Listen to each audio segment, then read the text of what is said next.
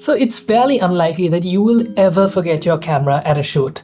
But you might forget the small things, and without those small things, your shoot can be an actual nightmare. Here's a list of tiny items that every photographer and videographer needs in their bag. You probably guessed where we're going to start, and that is batteries. You can never have too many. You should always have extras, and they should always be charged. Now we have 3 batteries between our 2 cameras.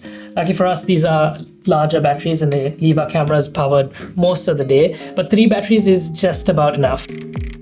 Now I can safely say that we've never forgotten a battery, but we have forgotten memory cards. Now you need these for your cameras, but you also need it for secondary support equipment, things like recorders and drones, and that's where cards tend to be forgotten. Next we have air blowers. Now you might not think of these as essential, but they're extremely critical, especially when you shoot outdoors. Remember, no amount of professional cinema glass will look good if there's a layer of dust on them.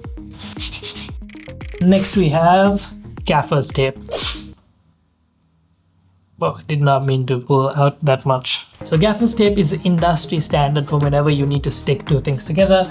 We use this a lot, but recently we've been using a lot of painter's tape or masking tape. Okay, so real quick, let's go through the different tapes. We can easily pull it out, and that's what's great about Gaffer's tape is that you can essentially break it with one hand, get one nice clean cut, and let's stick it on the wall. Hopefully you're never doing this, but it's an extreme example of what happens. Now let's do the same with masking tape. Okay, whoa, almost dropped it. Let's stick that on. I'm scared to do this, even though this is a wall we don't really care about. You can see the Gaffer's tape essentially pulled out all of the tape, and then masking tape, it did pull out a little bit of the wall. You can see that there's a few points that have come off. Whenever you have sensitive surfaces, masking tape is the way to go. It's a lot less strong, it's a lot less aggressive, but it's really useful when you work in office spaces and corporate spaces. You need to be really careful that you don't damage any walls or any surfaces. And next we have a microfiber cloth. Now this one is from Rode, but there's lots of generic brands that create these kind of cloths. Do I think they're essential? Not really. But if you work with a lot of clients, you'll end up cleaning a lot of screens. Having one could make life a lot easier. In this next section, we'll look at comfort and practicality, just things that'll keep you from suffering.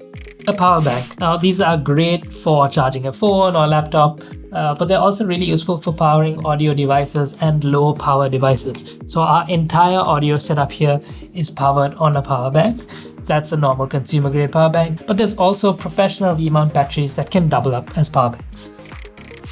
Notebook and pens. Now this is pretty old school. I don't use a notebook, but lots of our team uses notebooks, especially on location when you need to take quick notes. Hey yo, could we pretend this is your handwriting?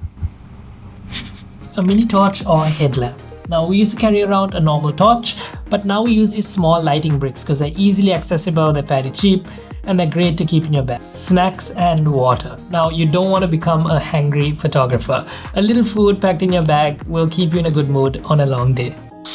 Okay, let's pause the list right here for me to remind you to subscribe to our channel. Now let's look at organization and speed. First we have SD card cases. Now there's a lot better cases than this one. This one's been with us for about 5 years, so it has sentimental value.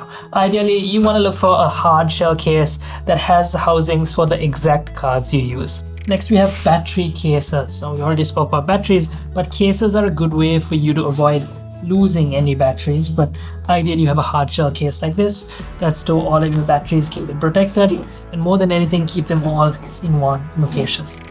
Next we have cable pouches. Now we've got a lot of these different pouches. They all house different cable.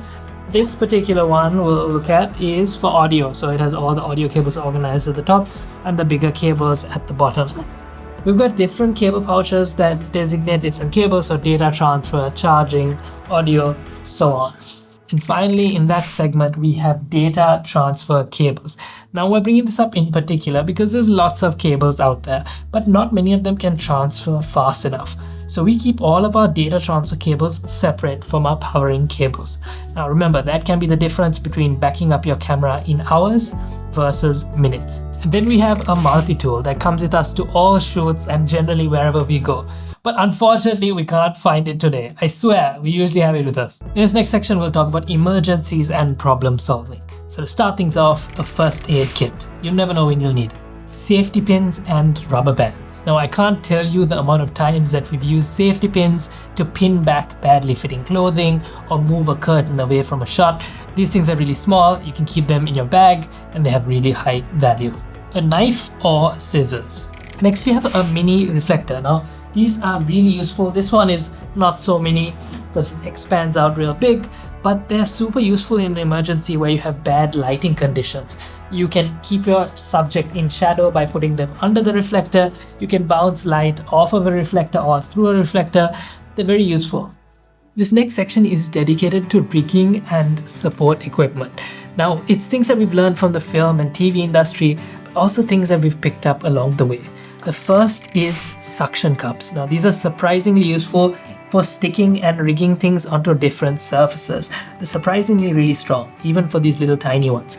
They come in various shapes and sizes. Next is C-clamps. Now these are really powerful because you can attach to any rods and most surfaces by clamping down on them. They also have both 3/8 and 1/4 inch screws that can allow you to thread on other devices. And next is magic arms. Now this is a small one, but it allows you to connect two devices together. So things like microphones and lighting panels can be connected and adjusted to various angles. Let's connect up a light. So we've got this small light panel which we can connect up here and thread it on. Perfect. Let's turn it right on. And now we have a functioning magic arm which we can tighten down right here. Now if we want to clamp that to a surface, we can just take our C-clamp and we can thread it on. And now we have a functional rig. I thought Flash was going to take number one. That is true, Flash did have some pretty terrible CGI. We just thought Justice League had it worse. I can't believe Matrix 2, that fight with Keanu Reeves and the Boo stuff on all the agents. What's Boo stuff? She actually linked the Boo stuff. Oh, Bo stuff. Okay, that makes more sense, the Bo stuff. So there's two sides forming for Mummy Returns. The Scorpion King was absolutely terrible for its time. I could easily name a dozen movies during or before the release of The Mummy Returns that looked better. But then there's also comments saying, you were too harsh. Some of the movies like Mummy were pretty old for its time, were pretty old when they came out, and they did well with respect to the tech they had at the time. So The Mummy Returns was a pretty great movie. It haunted me as a kid when I was watching this in my parents' living room. But it also had its flaws. The Scorpion King scene was pretty terrible even for its time. So what did you think of our list today? Is there anything that photographers and videographers should keep in their bag? Drop us a comment.